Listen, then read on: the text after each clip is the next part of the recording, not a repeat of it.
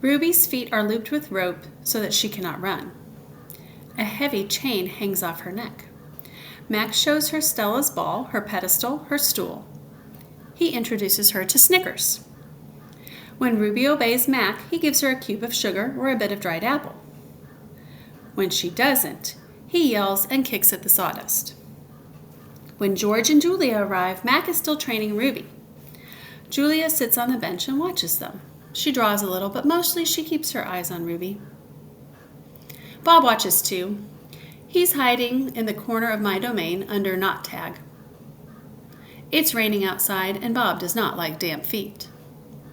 Ruby trudges behind Mac, her head drooping. Endlessly, they circle the ring. Sometimes Mac slaps her flank with his hand. Suddenly, Ruby jerks to a stop. Mac pulls the chain hard, but Ruby refuses to move. "Come on, Ruby," Mac is almost pleading. "What is your problem?" "She's exhausted," I say to myself. "That's the problem." Mac groans. "Idiot elephants." "Idiot humans," Bob mutters. "Walk, Ruby," I say, although I know she's too far away to hear me. "Do what he says." I'm on page 150, friends. "Walk," Mac commands, "now." Ruby doesn't walk. She plops her rump on the sawdust floor. I think maybe she's tired," Julia says. Mac wipes his forehead with the back of his arm. "Yeah, I know. We're all tired." He pushes Ruby with the heel of his boot.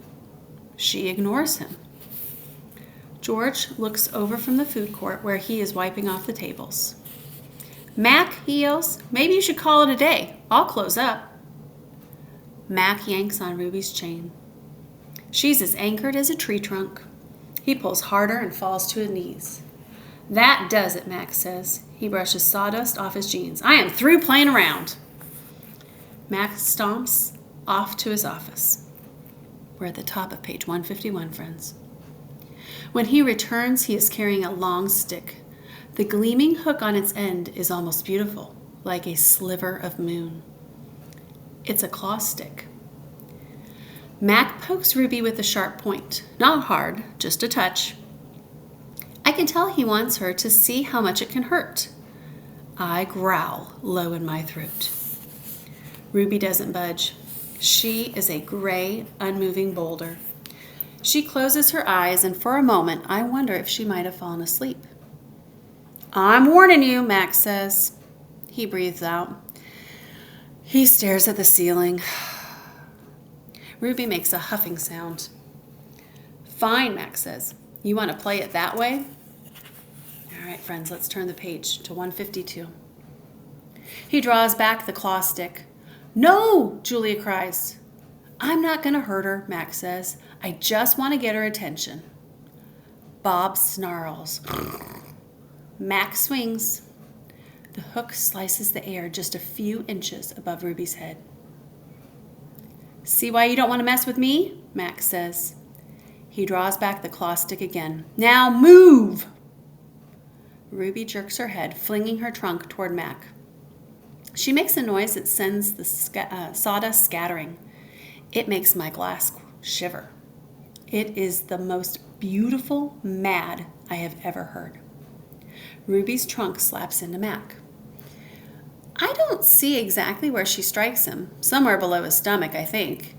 And I know he must be uncomfortable because Mac drops the claw stick and falls down on the ground and curls into a ball and howls like a baby. "Direct hit," Bob says. All right, friends, we're turning the page. We're now on 154. Poor Mac. Mac groans. He stumbles to his feet and hobbles off toward his office. Ruby watches him leave. I can't read her expression. Is she afraid? Relieved? Proud? When Mac is gone, George and Julia lead Ruby from the ring. "It's okay, baby. It's okay," Julia says, stroking Ruby's head. They settle Ruby in her domain and make sure she has fresh water and food. Before long, Ruby's dozing.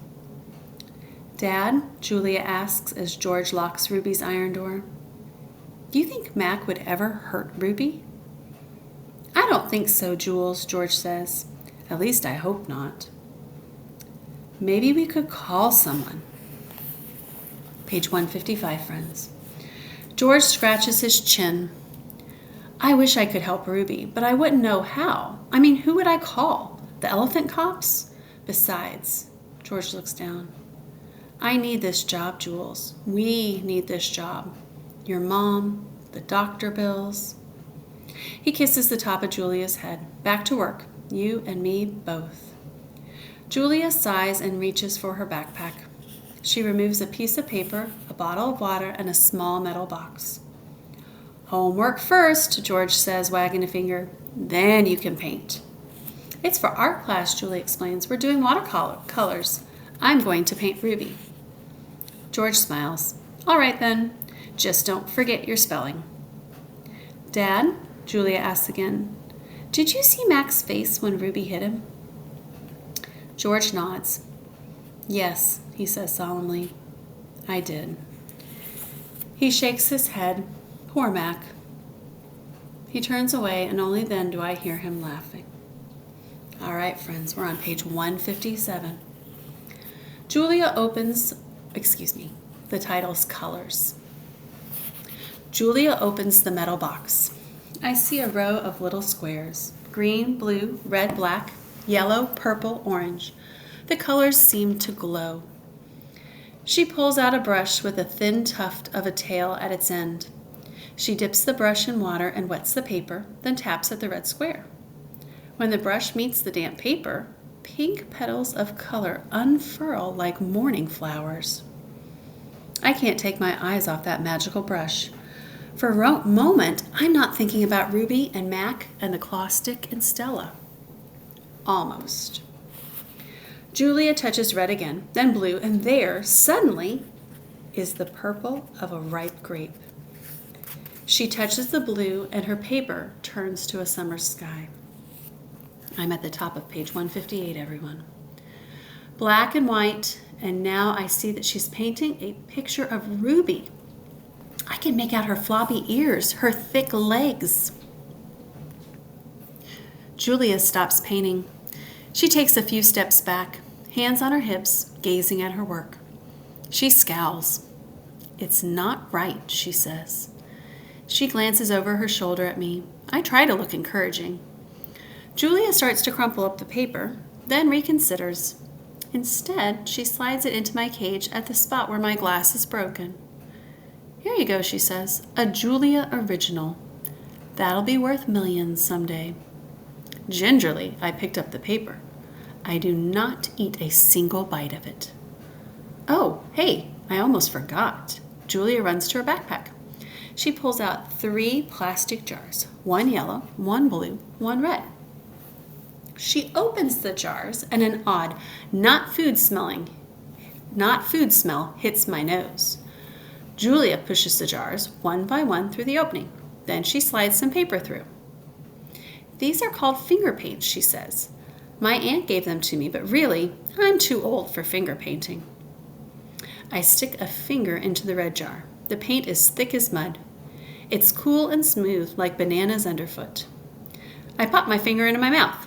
It's not exactly a ripe mango, but it's not bad. Julia laughs. You don't eat it, you paint with it. She grabs a piece of paper and presses her finger on it. See? Like this. I place my finger on a piece of paper. I lift it, and a red mark is there. I get a bigger glob from the pot and slap my hand down on the page. I'm at the top of page 160, friends. When I pull my hand off the paper, its red twin stays behind. This isn't like the ghostly handprints on my glass, the ones my visitors leave behind. This handprint can't be so easily wiped away. All right, we are at the top of page 161, everyone. A bad dream. I lie awake peeling dried red paint off my fingertips. Bob, who accidentally walked on one of my paintings, is licking his red paws. Every so often, I glance over at the empty ring. The claw stick glints in the moonlight. Stop! No! Ruby's frantic cries startled me. Ruby, I call. You're having a bad dream. You're okay. You're safe. Where's Stella? She asks, gulping air.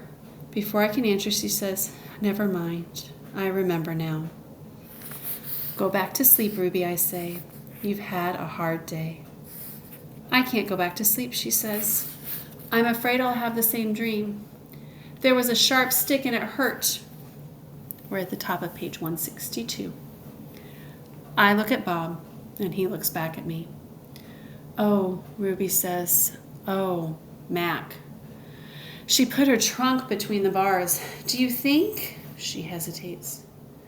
Do you think Mac is mad because I hurt him today? I consider lying, but gorillas are terrible liars. Probably, I finally say. He ran away after that, Ruby says. Bob gives a scornful laugh. Crawled away is more like it. We are quiet for a while. Branches claw at the roof. A light rain drums. One of the parrots murmurs something in her sleep. Ruby breaks the silence. Ivan, I smell something funny. All right, we're at the top of page 163.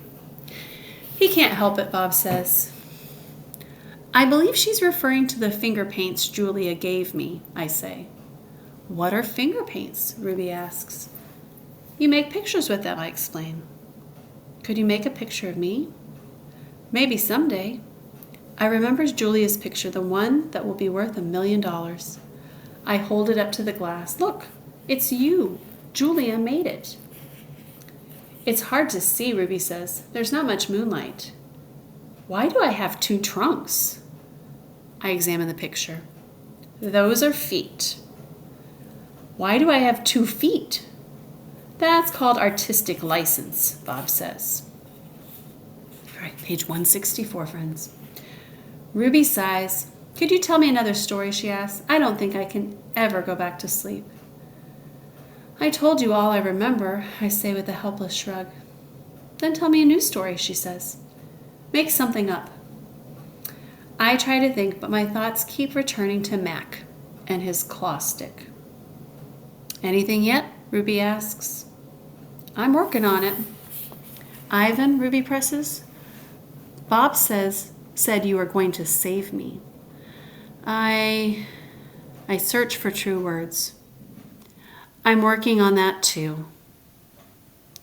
Ivan, Ruby says in a voice so low I can barely hear her, I have another question.